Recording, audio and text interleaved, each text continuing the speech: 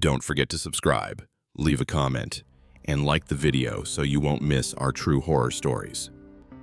Have you ever thought about what happens when time breaks? It's not like a clock stopping. It's like tearing apart the very fabric of time, letting the past seep into the present like ink on wet paper. I know exactly what that feels like. I've lived it, I've touched it, and I'm still trying not to remember. This happened in 2003, Iraq. Operation Iraqi Freedom was in full swing. I was Captain Reed Walters, leading Recon Delta 7, a 5-man reconnaissance unit attached to the 3rd Infantry Division. Our job was simple on paper: scout ahead, report enemy positions, avoid contact when possible. The desert had other plans. It was March, early in the invasion. We'd been running patrols out of a forward operating base about 40 clicks west of Baghdad. The landscape was nothing but sand, rock, and heat shimmer. During the day, temperatures hit 110. At night, they'd drop to 40. Your body never adjusted. You just learned to suffer smarter. Our unit consisted of me, Sergeant First Class David Marsh, Corporal Nina Hayes, Private First Class Tommy Miller, and Lieutenant Jack O'Neill. Marsh was my second, a Texas boy with 12 years in, solid, calm, the kind of NCO who could read terrain like a book. Hayes handled comms. She was sharp, MIT dropout who'd enlisted after 9/11, could pull signal out of static better than anyone I'd seen. Miller was our youngest, 22, fresh out of advanced training but eager. He had good instincts. O'Neill was combat engineer, MIT grad, who stayed in, specialized in demo and structural analysis. He'd saved our asses more than once identifying IEDs before we rolled over them. The day it started, we were tasked with scouting a route north toward Tikrit. Intelligence said the road was clear, but intel had been wrong before. We rolled out at 0600 in 2 Humvees, keeping 50 meters between vehicles. The sun was just cresting the horizon, turning the sand orange and gold. Beautiful if you ignored the tension crawling up your spine. Around 9:30, the weather changed. Fast. A wall of brown rose up from the northwest, a sandstorm moving like a living thing. We'd seen storms before, but this one had weight to it. Hayes called it in to base. They told us to find shelter and wait it out. Easier said than done. There was nothing out there but open desert. Marsh spotted something on the horizon, a dark shape, low and angular. We adjusted course toward it, hoping for an outcrop or abandoned structure. As we got closer, the shape resolved into a concrete bunker half buried in sand. It looked old, pre-Gulf War maybe. No markings, no antenna, just a rectangular structure with a single steel door visible on one side. The storm hit before we reached it. Visibility dropped to 0. Sand hammered the Humvees like gravel. We couldn't see 10 feet. I made the call to dismount and shelter inside the bunker until it passed. We grabbed essential gear, rifles, radios, water, and moved toward the door. Miller reached it first. The door was massive, solid steel, with a wheel lock mechanism like you'd see on a ship's hatch. It was partially buried, but the wheel turned. Stiff, but it turned. O'Neill helped him crank it.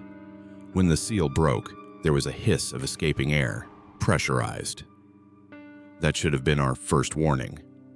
We pulled the door open and stepped inside. The air hit us immediately. Cool, dry, nothing like the desert outside. And clean. Too clean. No dust, no sand, no smell of decay. Just a faint metallic tang like ozone after a lightning strike. Our helmet lights cut through the darkness, revealing a corridor. Steel walls, riveted panels, floor grating. Military construction, but old. Decades old. This doesn't match any Iraqi design, O'Neill said, running his hand along the wall. This is American. World War II era, maybe earlier. That made no sense. We were in the middle of Iraq. There were no American bases here in the 40s, but O'Neill knew his stuff. If he said it was American, it was American. We moved deeper. The corridor sloped down at a gentle angle, maybe 10 degrees. Emergency lighting strips along the baseboards flickered on as we passed, motion activated. They cast a pale green glow that made shadows dance. The storm raged outside, but down here it was silent. Just our boots on the grating and our breathing inside our masks.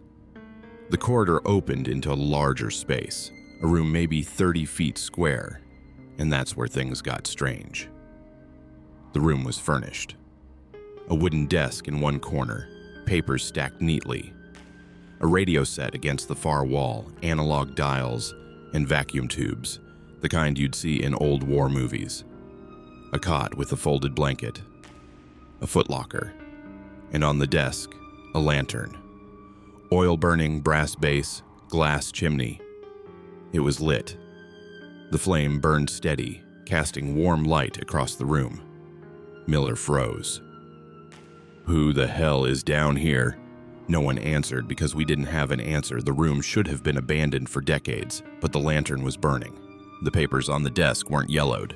The blanket on the cot had crisp folds like it had been made that morning. Hayes moved to the radio. It was on. A low hum came from the speakers, carrier wave active. She adjusted the dial, and static filled the room. Then, cutting through the static, a voice, male, American accent, calm. "This is Sergeant Cole, Delta Unit. We're trapped below. Anyone, please respond." The transmission looped.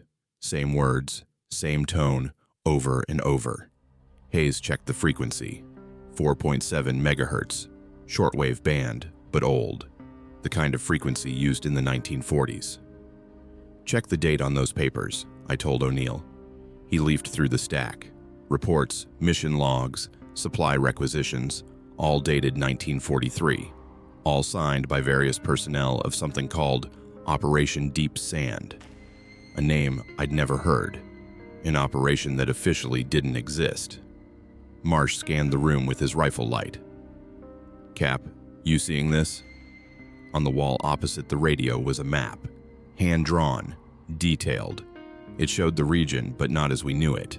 Borders were different.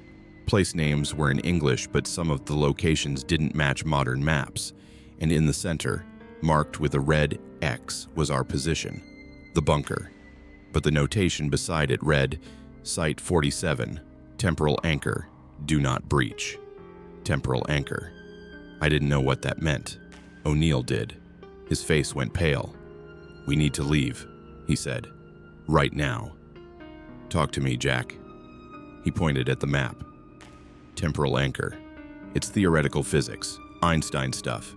The idea that certain points in space-time can be fixed, locked. If you create one artificially, you can bend time around it, make the past and present exist in the same space. "That's not possible," Marsh said. "It shouldn't be. But look around. This place is 60 years old, but nothing's aged. The lantern's burning. The radio's broadcasting. And that message." He gestured at the radio, which was still looping Sergeant Cole's distress call. "That's not a recording. That's live transmission. From 1943. Hayes backed away from the radio like it might bite her. "So what? We walked into a time bubble?" "Something like that. And if the anchor's unstable, if we disturbed it by opening the door..." He didn't finish. He didn't have to, because at that moment, the lantern flame flickered. Once, twice, then it went out. The room plunged into darkness except for our helmet lights, and in that darkness we heard it. Footsteps, coming from deeper in the bunker, slow, measured, boots on metal grating. We raised our rifles. The footsteps got closer. Then they stopped, right outside the room. In the corridor we'd just come through, Miller's voice was a whisper. "There's no one behind us." We would have seen them. The radio crackled. The looping message cut off. Silence. Then a new voice came through, different from before, deeper, strained. "Who's there? Identify yourself." Hayes grabbed the mic. "This is Corporal Hayes, U.S. Army Recon Delta 7. Who is this?" Silence. Then, "Hayes." That's a woman's voice. We don't have women in the field. What unit are you really with? I took the mic. This is Captain Reed Walters. We're U.S. military, 3rd Infantry Division, year 2003. We took shelter from a storm. Who am I speaking to? A long pause. Static hissed. Then the voice came back, confused, almost pleading. 2003? That's not right. It's 1943, June 7th. We've been down here for 3 days. The entrance collapsed. We're running out of air. You need to send help. O'Neill grabbed my arm. Don't respond. We're not talking to someone in this bunker. We're talking to someone 60 years ago. And if they can hear us... The footsteps started again. This time, they came from ahead. From the direction the map indicated led deeper into the facility. Multiple sets. Not running. Walking. Like they had all the time in the world. We're leaving, I said. Now. We moved back toward the entrance corridor. Our lights swept the walls, the floor, searching for threats. The footsteps followed. Always just out of sight. Always getting closer. We reached the corridor. The door at the far end, the one we'd entered through, was closed. I didn't remember anyone closing it. The storm was still raging outside. Wind howled through the seal gaps. But the door was shut, and when Miller tried the wheel lock, it wouldn't turn. It seized, he said, straining against it. Marsh joined him, both of them pulling. The wheel didn't budge. O'Neill examined the mechanism. It's not seized. It's locked. From the outside. That's impossible, Hayes said. There's no one out there. There wasn't anyone in here either, O'Neill shot back.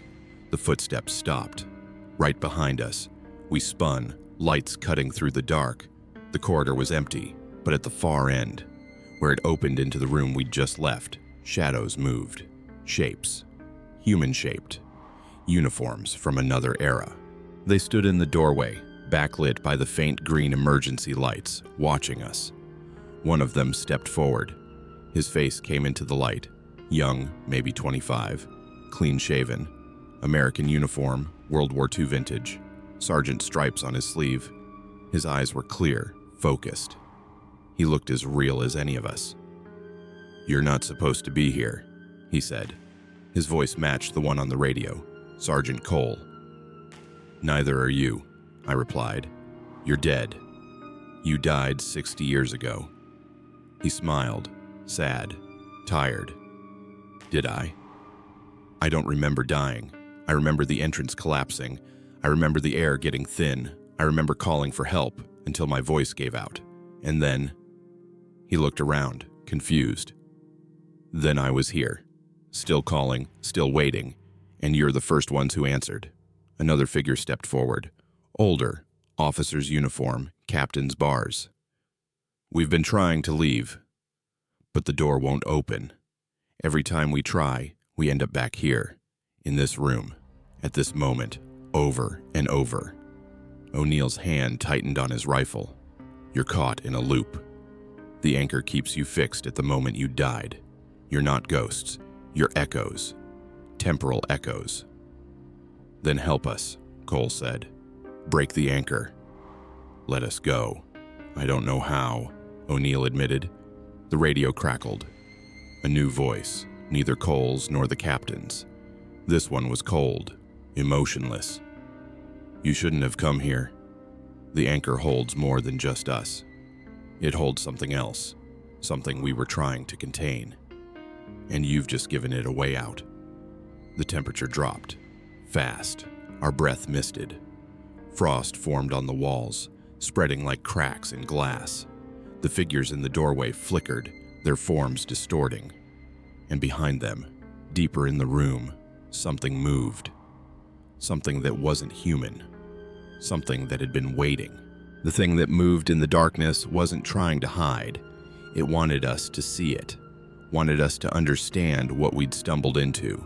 It emerged from behind the figures in the doorway, passing through them like they were made of smoke. They flickered and distorted as it moved, their faces twisting in expressions I still see when I close my eyes. Fear, Not of us, of it. The shape was human-sized but wrong in ways that made your brain reject what your eyes were reporting. Its outline shifted, unstable, like watching someone through heat shimmer. But this wasn't heat. This was something fundamental breaking down. The air around it bent, creating a prismatic effect that hurt to look at directly. "Back!" O'Neill hissed. Everyone back to the door. We retreated, keeping our rifles trained on the corridor. The thing followed. Not walking, moving. Each time we blinked, it was closer, but we never saw it actually advance. Like frames cut from a film, Miller's hands shook on his weapon. "What the hell is that?" "Something that shouldn't exist," O'Neill said. His voice was steady but barely. "Something trapped in the anchor along with these men. When they died down here, when the temporal field activated, it caught everything in this space, including whatever they were experimenting on." The radio burst to life. Multiple voices now, overlapping, distorted. Warnings in English, Russian, languages I didn't recognize. They were all saying the same thing. "Do not let it reach the surface. Do not let it through." Sergeant Cole's echo stepped closer to us, separating from the others. The thing moved through where he'd been standing, and he flickered out of existence for a second before reforming. When he spoke, his voice was strained. "They told us this place was a research facility. Operation Deep Sand. They said we were protecting something valuable. They lied." He looked back at the shape. "They were trying to weaponize it. A way to displace enemy forces through time, remove them from the battlefield without killing them. Just push them into another moment and leave them there." "Who authorized this?" I demanded. "Who built this place?" "I don't know. The scientists never wore name tags. The orders came from high up, classified beyond anything I'd seen. We were just guards. We weren't supposed to ask questions." His form flickered again, more violently this time. Then something went wrong. The containment failed. It got loose in the facility. They sealed us in to stop it from spreading, collapsed the entrance, left us to die with it. Hayes was working the door mechanism, trying everything she knew. "Cap, this thing's not budging. It's like the lock mechanism exists in multiple states at once. Every time I think I've got it, the configuration changes." The shape was 20 feet away now. Close enough that I could feel it. Not heat or cold, but pressure. Like atmospheric change before a storm. My watch stopped. The second hand frozen. Then it started moving backward. "O'Neill," I said, fighting to keep my voice level. "Options." He was staring at the map on the wall back in the room, visible through the doorway. The map said, "Do not breach." We breached. We opened the door. That broke the seal. The anchor was designed to keep everything trapped in a closed loop, but we introduced a variable. US people from outside the loop. We're acting as a bridge. A bridge to what? To now, to 2003. It can use us to escape the loop, ride our timeline back to the surface. The thing stopped advancing. It stood there in the corridor. That unstable shape pulsing, watching, waiting. And then it spoke. Not with a voice, with intent. The words formed directly in our heads, bypassing sound entirely. Finally, 60 years in a moment, 60 years of now, 60 years of waiting. And you've opened the door. Marsh fired. 3-round burst center mass. The bullets passed through it and sparked off the wall behind. It didn't even acknowledge the shots, just moved closer. 2 frames, then 1. It was right in front of him.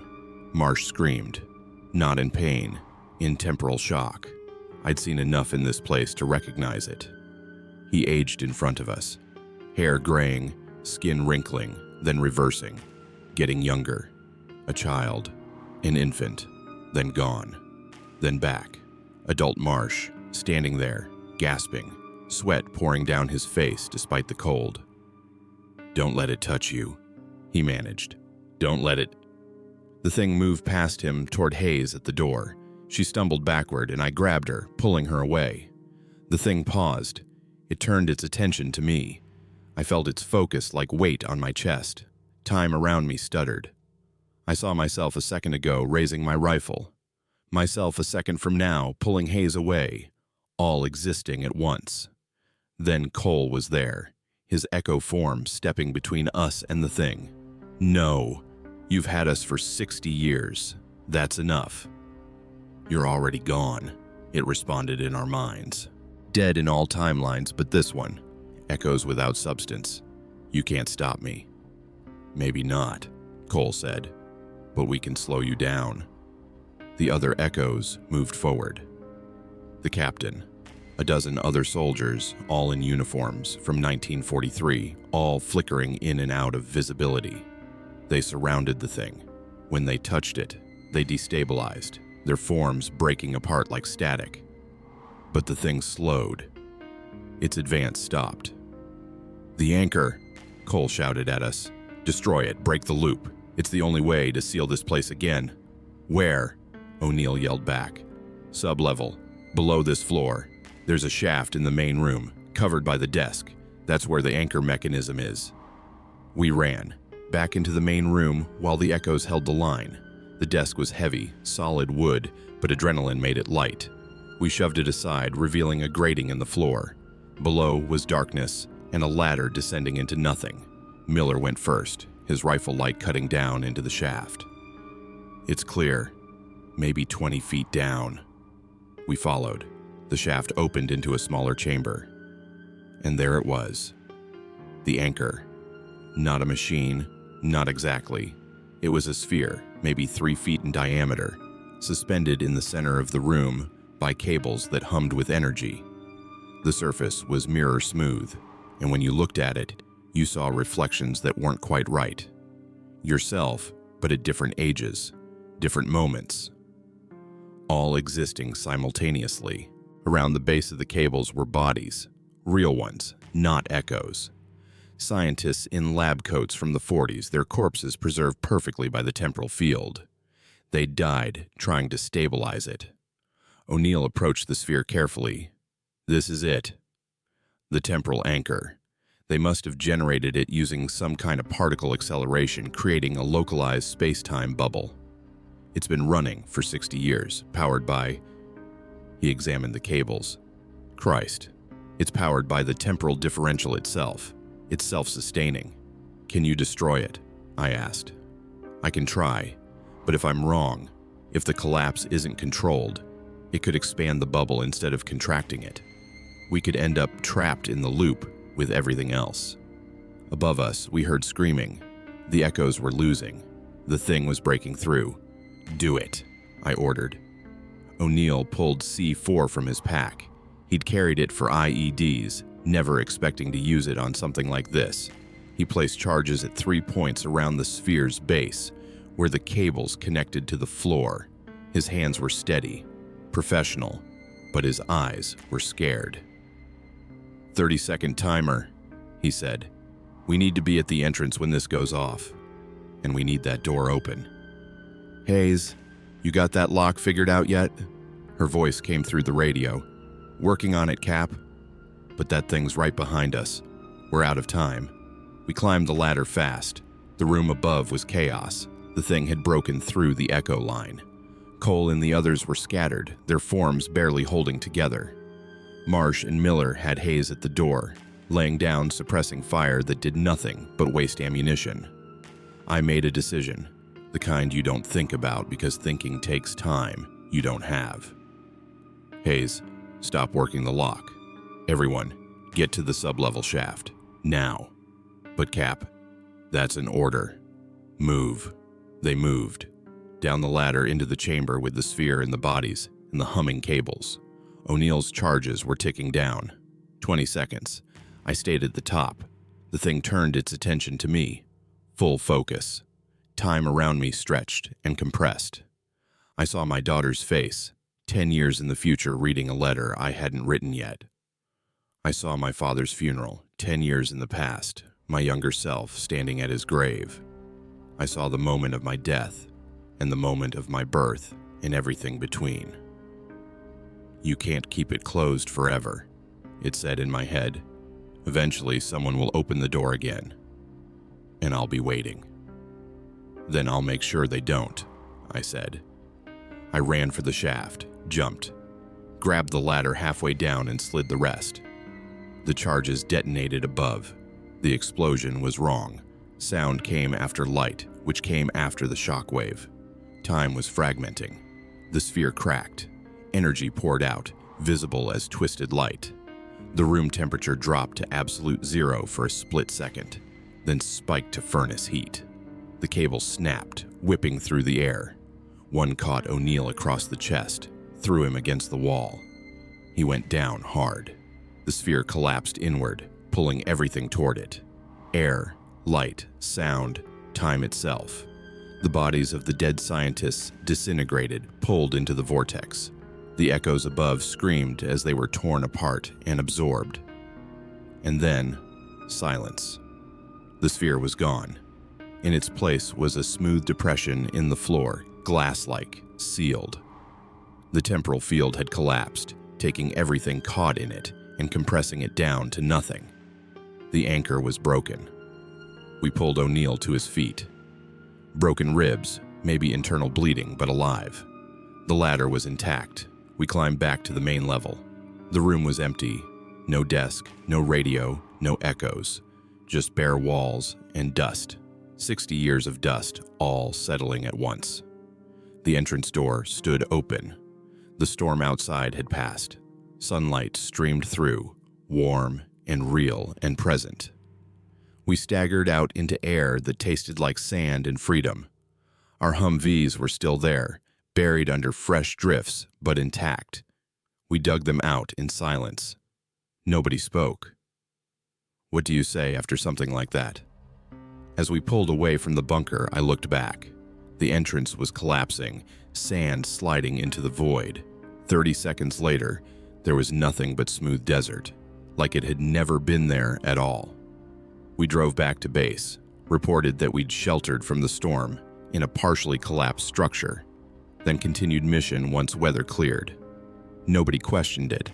Nobody noticed that our watches had all stopped at different times, or that Marsh's hair had gone gray at the temples, or that my hands wouldn't stop shaking.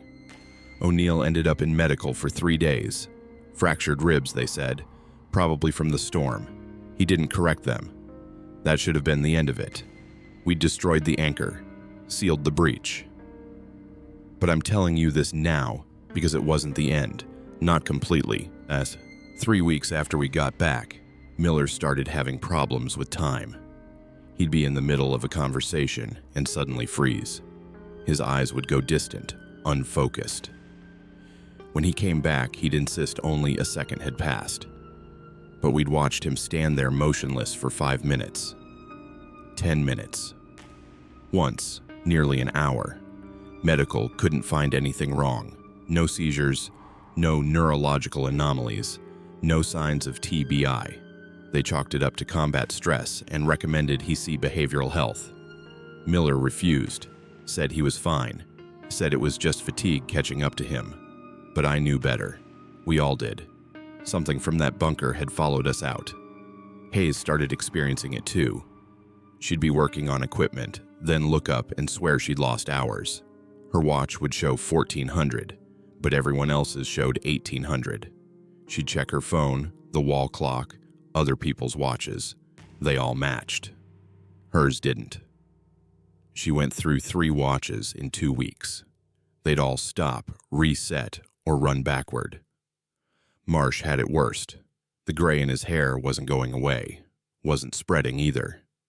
Just stayed there, frozen at his temples like a photograph. But his face was changing. Some days he looked 35. Other days he looked 50. It wasn't lighting or exhaustion. His actual physical age was fluctuating. He came to my tent one night, 3 weeks in, sat down without asking, which wasn't like him. His face was drawn, older than I'd ever seen it. Cap, I need to tell you something, and you're not going to like it. Go ahead. I've been having dreams. Same one every night. I'm back in that bunker, in the loop, and Cole's there. He's trying to tell me something, but I can't hear him.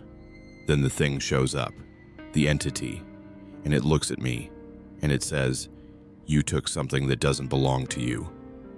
My chest went cold. What did we take? I don't know, but I think it's not done with us. I think we didn't seal it. We just moved it. O'Neill had been quietly working through the problem. He'd requisitioned every physics textbook the base library had, which wasn't many, and spent his off hours filling notebooks with equations I couldn't begin to understand. When I asked him what he was looking for, he just said, "Answers." 2 days after Marsh's visit, O'Neill came to me with those answers. We sat in the Tactical Operations Center after hours, just the two of us, and a pot of bad coffee. The anchor wasn't just containing the entity, O'Neill said. He looked like he hadn't slept in days. It was feeding on it, using the temporal displacement as an energy source. That's how it stayed powered for 60 years. It was a perpetual motion machine that ran on broken time. And when we destroyed it, we released all that stored energy at once. But energy doesn't just disappear. It has to go somewhere. Most of it collapsed back on itself, sealed the breach. But some of it, he pulled out his notebook, showed me a diagram that meant nothing to me. Some of it dispersed into the surrounding area, into the storm, into us. You're saying we're contaminated. I'm saying we're carrying fragments of the temporal field. Small ones. Not enough to create another anchor, but enough to cause localized distortions. That's why Miller's losing time. Why Hayes's watches won't sync. Why Marsh is aging inconsistently. Can it be fixed? I don't know. Maybe it'll fade. Maybe it won't. But there's something else. He flipped to another page. I've been monitoring radio frequencies, same ones we heard in the bunker, and I'm still picking up transmissions. He pulled out a small digital recorder, pressed play. Static hissed through the speaker, then, underneath it, voices, faint but distinct. Sergeant Cole's voice. "You took something that doesn't belong to you." "When did you record this?" "Last night. 3 nights ago. Every night this week. It's not constant. It comes in bursts. Always the same frequency. Always the same message. And it's getting clearer." I listened to the recording 3 more times. Each time I caught more words beneath Cole's voice. Other voices. The captain. The scientists. All of them repeating warnings we couldn't quite make out. "There's one more thing," O'Neill said. "I checked the weather reports for the region where we found the bunker. There's been another sandstorm. Big one. And when it cleared, SAT imagery showed new structures visible in the sand. Buried structures. Dozens of them. All in a grid pattern around where the bunker used to be. Operation Deep Sand wasn't just one facility. No, it was a network. And we only destroyed one anchor. The others are still active, still containing whatever they were trying to weaponize. That changed everything. If there were more sites, more anchors, that meant more chances for breaches, more chances for that thing, or things like it, to escape. We'd plugged one hole. The dam was still breaking. I went to the CO the next morning. Told him we needed to return to the site. Told him about the temporal contamination, the ongoing transmissions, the satellite imagery. He listened. Then he made a call. 3 calls. By that afternoon, I was sitting in a room with 2 men in suits who didn't give names and 1 Air Force colonel with more ribbons than I'd ever seen on a uniform. They already knew everything. They had surveillance on us since we got back, had monitored the radio transmissions, had analyzed the satellite data, and they were quietly panicking. "Captain Walters," the colonel said, "I'm going to ask you some questions. Your answers are classified at the highest level. Do you understand?" "Yes, sir." "When you were in the bunker, did you make physical contact with anything? The sphere, the cables, any of the equipment?" O'Neill touched the sphere while placing charges. The rest of us didn't touch anything directly. "And the entity, did it make contact with anyone?" "It touched Marsh. Briefly, he experienced rapid aging and de-aging but recovered. One of the suits leaned forward. Recovered. You're sure? He's been experiencing temporal instability since, but he's alive and functional. That's not recovery, Captain. That's incubation. The room went quiet. The colonel pulled out a folder, spread photos across the table. They showed Marsh. Recent photos, surveillance shots taken without his knowledge. In each one, he looked different, not just older or younger. Different, features slightly altered, posture changed. Like looking at variations of the same person across parallel timelines. Your sergeant is no longer temporally stable, the suit said. He's beginning to exist in multiple time frames simultaneously. Right now, it's minor, mostly cosmetic, but it's accelerating. In 2 weeks, maybe less, he'll desynchronize completely. And when that happens, he'll either collapse into a single moment and cease to exist, or he'll become like the echoes you encountered. Trapped between seconds. I felt sick. Can you stop it? We're trying, but we don't fully understand the mechanism. Operation Deep Sand was a black project from 1942 to 1945. Theoretical physics pushed beyond anything that existed publicly until decades later. Most of the scientists who worked on it are dead. The ones who aren't won't talk. And the documentation, he gestured vaguely, incomplete, sanitized, possibly deliberately sabotaged to prevent replication. So Marsh is dying. He's becoming unstuck.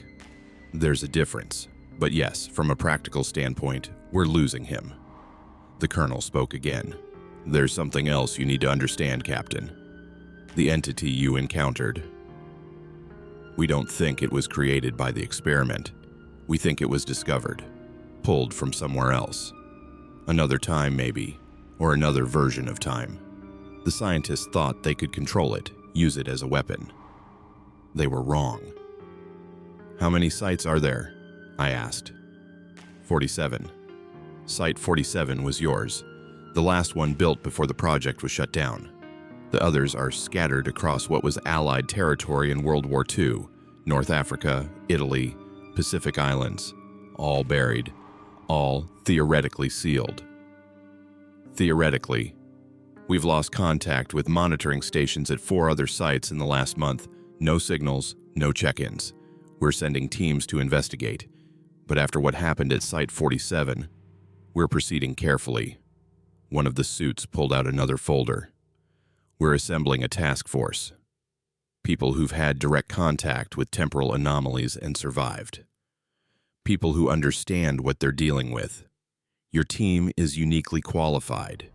You've seen it, touched it, and you're still here. You want us to go back. We want you to help us close the other sites, properly this time. Controlled collapse of the anchors, containment of any entities, recovery of personnel if possible. Personnel? You mean echoes. We mean anyone trapped in the loops. Yes, I looked at the photos of Marsh again, different versions of him staring back. And if we do this, you can help Marsh, Hayes, Miller. We can try. No promises, but doing nothing guarantees they'll destabilize. This gives them a chance. I didn't have to think about it long. My team was dying slowly. If there was any possibility of fixing them, I'd take it. I'll need full disclosure. Everything you know about Operation Deep Sand. Everything you've got on the entities. And I need specialists, engineers, physicists, people who understand this stuff better than we do. Done. You'll have whatever you need. But Captain, the colonel's expression was grave. This stays compartmentalized.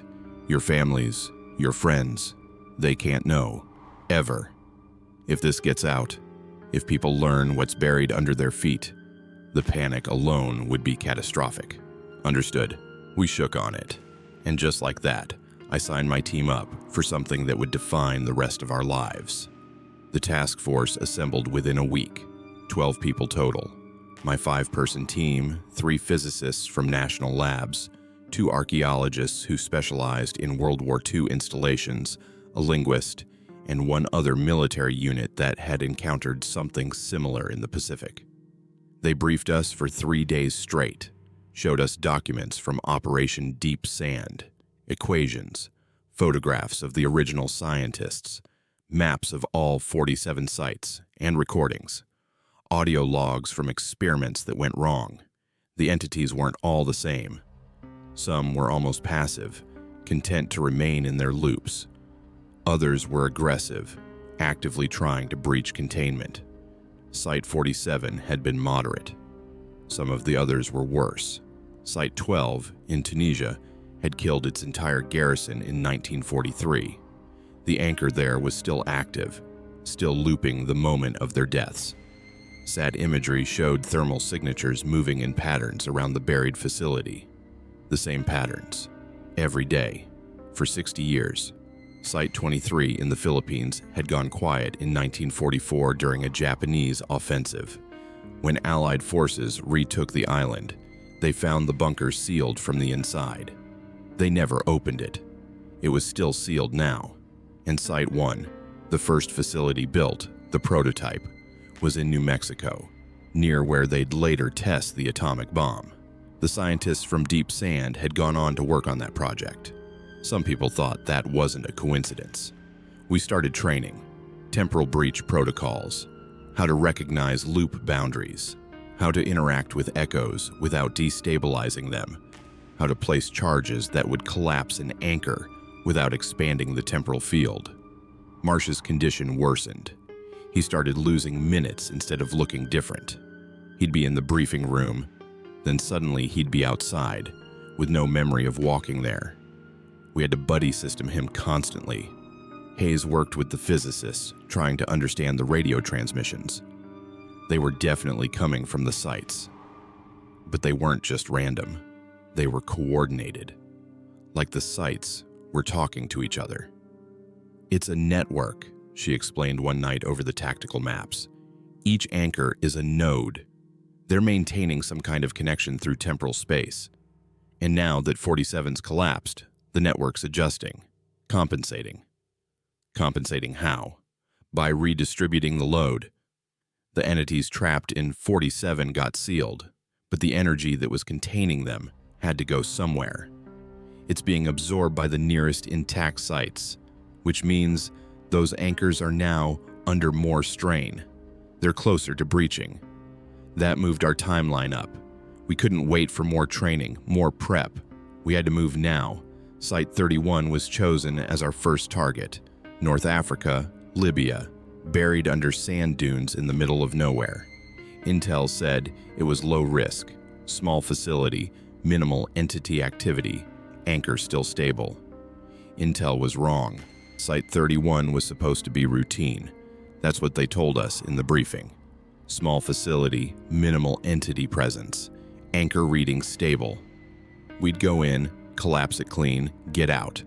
A test run before tackling the more dangerous sites. We flew into a temporary airfield 40 clicks from the target. 2 Blackhawks, full team, enough equipment to run the operation twice if needed. The physicists had new gear, portable temporal field detectors that would warn us if we were approaching a loop boundary, sealed suits that theoretically protected against contamination, and shaped charges specifically designed to collapse an anchor without cascading the field, theoretically. We rolled out at dawn. The desert here was different from Iraq, rockier.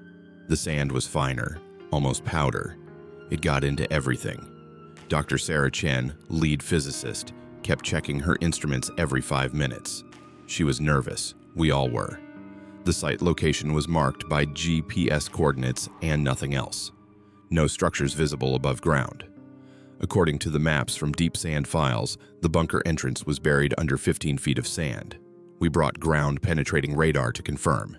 Hayes ran the scan while we established a perimeter. The readout showed hollow spaces below, a network of tunnels more extensive than Site 47, and something else. The thermal imaging showed heat signatures, lots of them, moving in patterns. That's not possible, Chen said, studying the screen. There's no power source down there. Nothing should be generating heat. The entities generate it, O'Neill said quietly. Temporal displacement creates friction. Heat's a byproduct. How many entities are we talking about? Hayes counted the signatures, stopped, started over. At least 30, maybe more. They're clustered in the main chamber. That wasn't minimal presence. That was an infestation. I called it into command. They conferenced with the task force leadership. The decision came back within minutes. Proceed with caution. If the site was too compromised, we'd fall back and reassess. But we had to at least get eyes on it. We started excavating the entrance, not with shovels, with a portable drill rig that punched through sand and rock like butter. 30 minutes later, we hit metal, the entrance hatch, larger than the one at Site 47, heavier gauge steel, and it was warm to the touch despite being buried. The locking mechanism was more sophisticated. Electronic keypad, long dead, backed by a mechanical fail-safe. O'Neill studied it, then pulled out his cutting torch. This is going to make noise. Do it fast, I said. The torch screamed as it cut through the lock housing. Sparks flew. The smell of burning metal filled the air. Then the lock gave way with a heavy clunk. We pulled the hatch open, and that familiar pressure washed over us. Cool air from below. Too clean, too still. Dr. Chen's detectors started clicking immediately. Temporal field active. Strong. Stronger than Site 47's readings by a factor of 10. How is that possible? Marsh asked. He looked older today, maybe 45. His hands had a slight tremor. The network redistribution, Hayes said.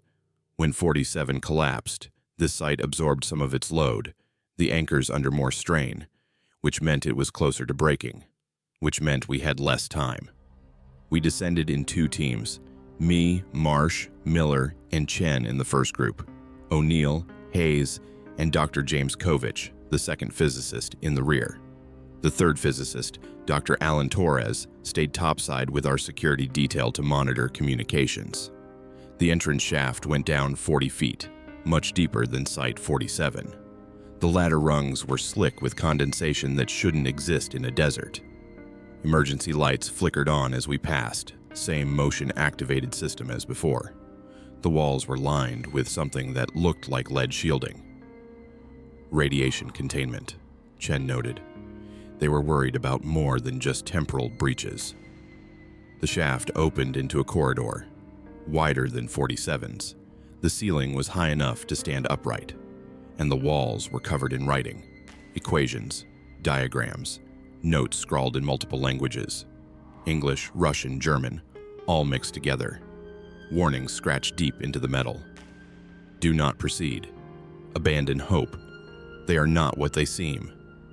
Miller's light caught something else. Tally marks, thousands of them, covering every available surface. Someone had been counting for a very long time. How long were people trapped here? Miller asked. Official records say the facility was abandoned in June 1944, Chen said. But if the anchor activated while people were still inside, they could still be here, Marsh finished. 60 years in a loop, counting days that never end. We moved deeper. The corridor branched. Left led to what looked like living quarters. Right led to the main facility. The thermal signatures were coming from the right. We went right. The corridor opened into a massive chamber, easily 100 feet across. The ceiling was lost in darkness above. And in the center, suspended by cables just like at Site 47, was the anchor sphere. But this one was larger, maybe 10 feet in diameter, and it was cracked. Fissures ran across its surface, glowing with that same twisted light we'd seen when we destroyed the first anchor. Around the sphere, arranged in concentric circles, were people, dozens of them. American uniforms, British, Russian, all from the 40s, all standing perfectly still, all staring at the sphere. Their eyes were open. Their chests rose and fell, but they didn't blink. didn't react to our presence. Echoes, O'Neill said. All of them. Chen's detector was screaming now. Captain, the temporal field here is unstable. It's fluctuating. The anchor's failing. How long do we have? Hours, maybe less. When it goes, it'll expand rapidly. Could encompass several square miles before it collapses, which meant we had to collapse it first, controlled, before it took the surrounding area with it. But first, we had to get past the echoes. I approached the nearest one, a British sergeant, young, maybe 23. His eyes tracked me, but his body didn't move. Can you hear me? No response. I tried again. Sergeant, my name is Captain Reed Walters, U.S. Army. We're here to help. His mouth moved. No sound came out at first. Then, like a record player starting up, words. Help. We need help. The anchor. It's breaking. We tried to fix it, but it won't stop. It keeps pulling us back, to the moment it activated. We die. We come back. We die. We come back. Over and over. Please, make it stop. We're going to, I promised. We're going to collapse the anchor. It's going to end the loop. Will we die? He asked. Finally. Will it be over? I didn't know how to answer that. I think so. He smiled. Relief. Pure relief. Good. Thank you. We're so tired. O'Neill and Kovich were already setting up charges around the sphere's base. But the echoes were in the way, standing too close. If we detonated with them there, the temporal backlash could rip them apart before the collapse sealed them. We need to move them, Chen said. Get them clear of the blast radius. They're not moving, Miller pointed out. They're stuck in the loop. Not stuck, Hayes said. She was standing near another group of echoes, studying them. Anchored. They're tied to the sphere. That's what's keeping them in the loop. If we can sever that connection, they'll become unstable, Kovich said. Desynchronize, like Marsh. Or they'll be free, Hayes countered. Free to move, free to leave. It was a gamble, but we didn't have time for certainty. Chen pulled out a device from her pack. It looked like a handheld radar gun. Temporal phase disruptor. Experimental. It's supposed to break local field coherence. If I'm right, it'll sever their connection to the anchor without collapsing them. And if you're wrong, they'll cease to exist. But Captain, they're already asking us to end it. At least this gives them a chance. I made the call. Do it. Chen aimed the device at the nearest echo and fired. A pulse of energy, invisible but felt. The echo shuddered. His form flickered, then stabilized. He blinked, looked around, looked at his hands. Then he stepped back from the sphere, away from the circle, out of the pattern. It worked, he said, his voice clearer now. I can feel it. The pull. It's gone. Chen moved through the chamber, firing the disruptor at each echo. One by one, they were released. Some collapsed immediately, their forms dissipating like smoke. They'd been holding on too long, and release meant dissolution. Others held together. 34 echoes total. 19 survived the severance. They gathered at the edge of the chamber while O'Neill finished placing charges. The British sergeant approached me. What happens to us now? He asked. When you destroy the anchor? I don't know, I admitted. Maybe you'll stay. Maybe you'll fade. Maybe you'll finally get to wherever you were supposed to go in 1944. I had a wife, he said, Sarah. We got married 3 weeks before I shipped out. I never got to say goodbye. I just vanished. She probably thinks I deserted. She's gone now, I said gently. It's been 60 years, but maybe you'll see her again. He nodded, smiled that same tired smile. I'd like that. The charges were set. 30-second timer. We needed to be in the entrance shaft before they blew. The echoes understood. They didn't run. They just stood there, waiting, ready. Go, the sergeant said. We'll be fine. We're not afraid anymore. We ran, up the corridor, into the shaft, climbing fast. The charges detonated below. But this time, the explosion was different. Cleaner. The anchor collapsed inward, pulling the temporal field with it. The light was brilliant, blinding even through the shaft opening. And then, darkness. We waited. Minutes passed. Then Dr. Torres's voice crackled through our radios from topside. "Captain, thermal signatures are gone. All of them. The field's collapsed. Site 31 is sealed." We climbed out into daylight. The sand around the entrance had turned to glass from the temporal energy release. Smooth, black, reflecting the sky like a mirror. We'd done it. One site down. But the cost was clear. Marsh collapsed the moment we reached the surface. His body couldn't handle the temporal stress anymore. Chen and Kovich worked on him with equipment I didn't understand, stabilizing his temporal phase, they said, trying to anchor him to a single timeline. It took 3 hours. When Marsh finally opened his eyes, he looked young again, maybe 25, the age he'd been when he first enlisted. "Did we save them?" he asked. "The echoes?" "Some of them," I said, "the ones who could hold together." "Good." He closed his eyes. "That's good." Over the next 6 months, we hit 12 more sites: Tunisia, Italy, Greece, the Philippines. Each one different, each one dangerous. We lost Miller in Site 15 when an entity breached containment during collapse. He didn't die. He just stopped, frozen mid-step, still there, but not there, existing in a moment that wouldn't move forward or back. We had to leave him. There was no way to bring him out without destabilizing him completely. Hayes's temporal contamination stabilized after Site 20. The physicists managed to sync her to baseline reality. Her watches worked again, but she started seeing things, shadows that moved wrong, echoes that weren't supposed to be there. She said she could feel the network now, feel the remaining sites calling to each other.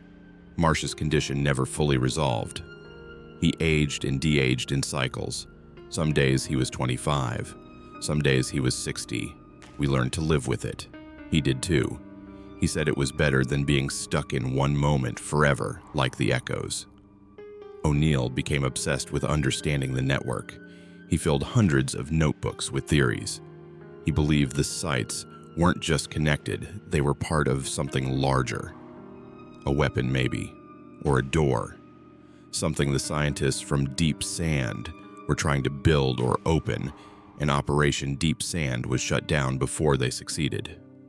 We closed 30 sites in total, 17 remain. The task force is still operational. We're still hunting them, but it's getting harder. The entities in the remaining sites are stronger, smarter. They know we're coming. They're adapting. Site 1, the prototype in New Mexico, is still sealed. Command won't authorize a mission there. Too close to populated areas. Too dangerous. But Hayes has been picking up transmissions from it, growing stronger, more frequent. She thinks it's the hub, the central node of the network, and she thinks it's waking up. I'm writing this from a safe house outside Alamogordo, New Mexico. We're going in tomorrow, unauthorized, just the 4 of us. Me, Marsh, Hayes, O'Neill. Miller's still frozen at Site 15. We're going to try something they said was impossible. We're going to breach Site 1, destroy the anchor, and collapse the entire network at once. The scientists say it can't be done, that the temporal backlash would create a paradox that could unravel causality for miles, maybe further. But if we don't try, if we let the network continue waking up, the entities could break through on their own. And this time, there'd be no stopping them. Marsh is 40 today. Tomorrow he might be 50 or 20. It doesn't matter. He's ready. Hayes can see into the network now. She says there are things waiting in there. Things worse than the entities we've encountered. Things that were never human. She says Site 1 was where they first opened the door. And she says something on the other side has been trying to push through for 60 years. O'Neill thinks he's figured out how to collapse the network. It involves overloading Site 1's anchor, creating a cascade that will propagate through all the remaining sites simultaneously. It should work, theoretically.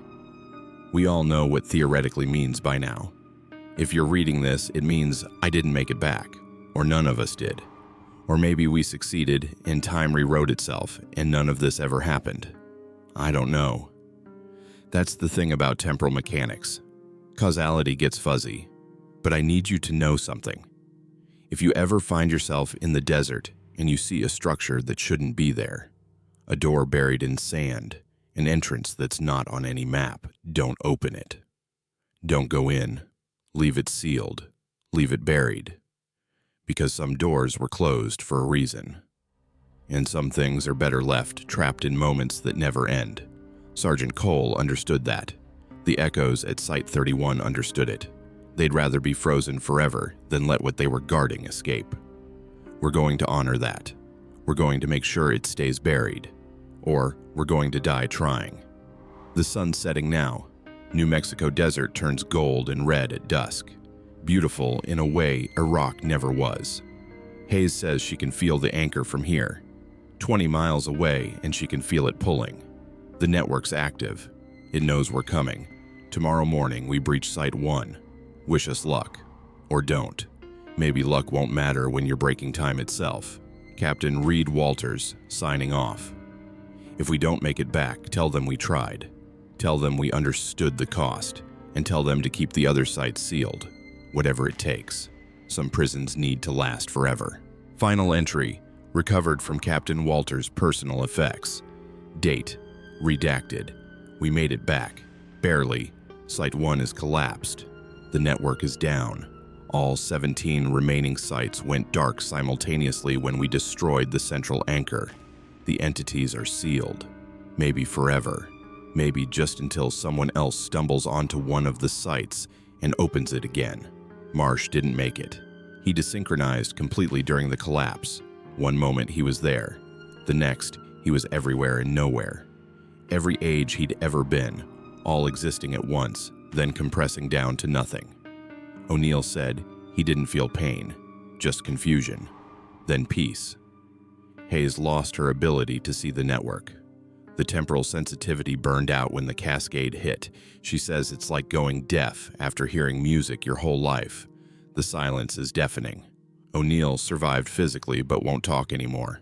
Won't write in his notebooks, just stares at walls sometimes. I think he saw something in Site 1. Something we weren't meant to see. Something that broke a part of him that can't be fixed. Miller's still frozen at Site 15. With the network down, we tried to retrieve him. His body's still there. Still caught mid-step, but he's not inside it anymore. Whatever he was, wherever he went, when he froze, he's not coming back. I'm being discharged.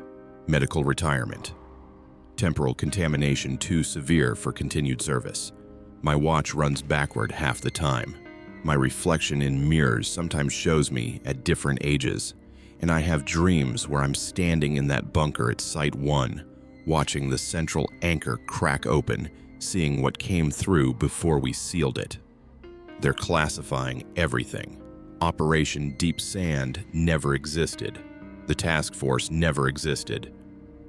The 47 sites are being filled with concrete and forgotten. Anyone who asks questions gets reassigned, or worse. But I know the truth. Those doors are still there. Under the sand, under the concrete, under decades of denial, and doors can be opened again. If you find one, walk away. Some things should stay buried in moments that never end.